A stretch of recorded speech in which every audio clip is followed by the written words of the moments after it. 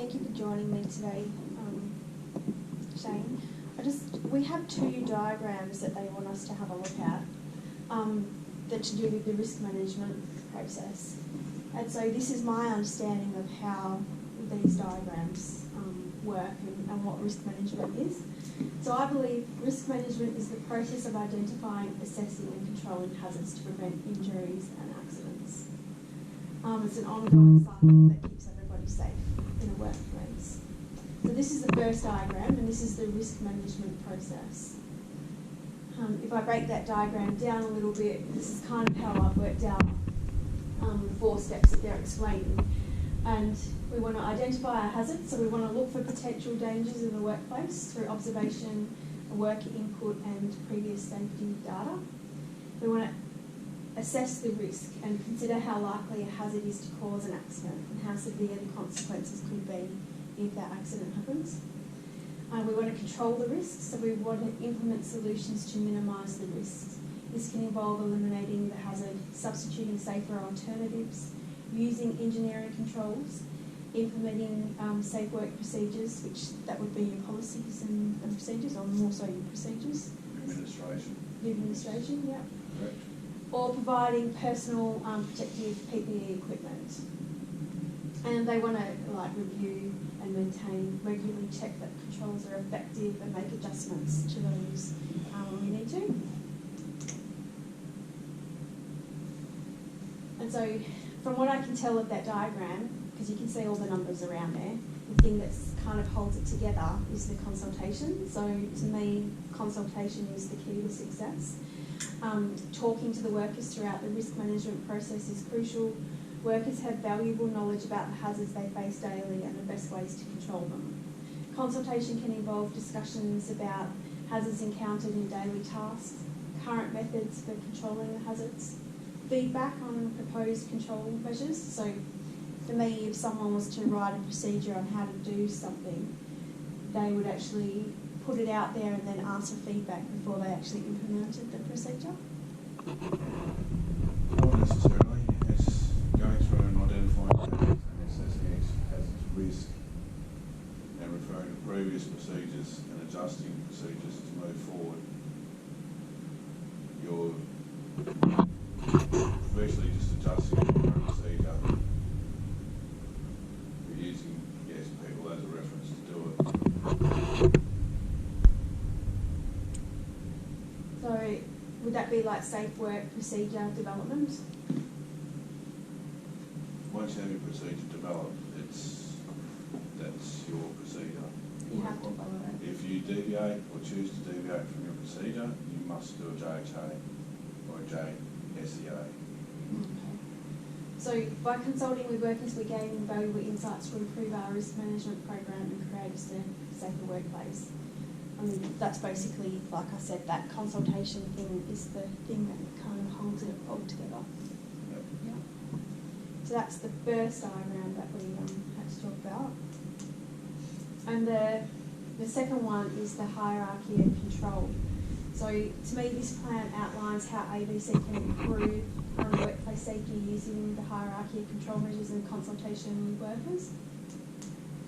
And I've broken it down. So the hierarchy of control, number 1 is they identify the hazards. They hold regular meetings with workers to discuss their daily tasks and potential hazards, like at pre-starts and what do you call it at where you are? So where you can also take 5 workplace inspection, or take 2, a step back, anything that can identify immediate hazards that might have changed during one start of shift to end of shift during the course of the day. Okay. So you encourage your workers to report near misses and incidents to gain insights into potential problems? Yeah. The second one is to eliminate or substitute hazards. Once the hazards are identified, prioritise eliminating them completely. Brainstorm with workers to find solutions such as redesigning a process or using a safer tool. If elimination isn't possible, discuss substituting the hazardous material, tools or processes with safer alternatives. Yes.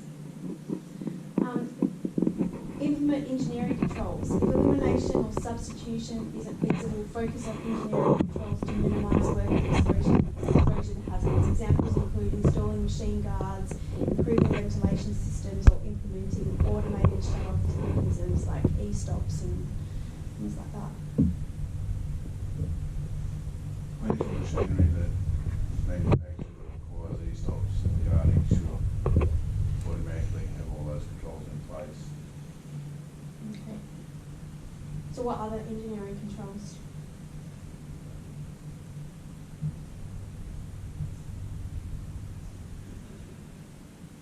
Depending on the location of the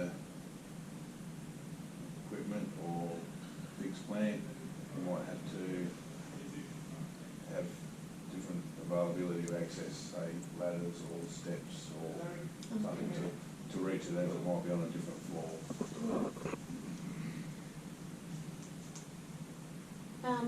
The development of administrative controls. So if engineering controls are not sufficient, establish clear policies and procedures to manage risks.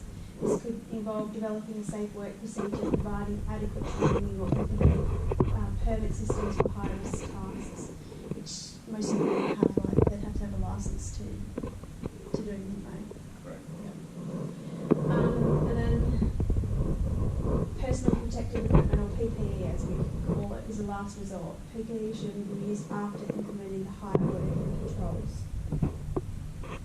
And then I know it says to consult with workers regarding, the suitability of their fit properly and they're comfortable to wear. Is that what you know? Yeah, it does. PPE is a mandatory thing across all sites, all businesses. Above and beyond the requirement, mandatory PPE might be something you may need as face guards or work boots or protective overalls for working in different environments. What's the last piece of PPE that your workplace has implemented? Dust masks. And why? We have a high silica content. And then lastly, we document, monitor, and improve. So we document all control measures implemented and keep records of worker consultations. We regularly monitor the effectiveness of controls and make adjustments as needed based on ongoing consultations and incident data. So by following this approach and prioritising higher ordered controls with worker consultation, ABC or any company really can improve safety performance in the workplace. So working together as safety, by involving workers and following a risk management process, we can identify, assess and control hazards, creating a safer and healthier workplace for everybody. Can you read all of that? Yep, and everybody has a voice. Everybody has a voice. I like that. Thank you.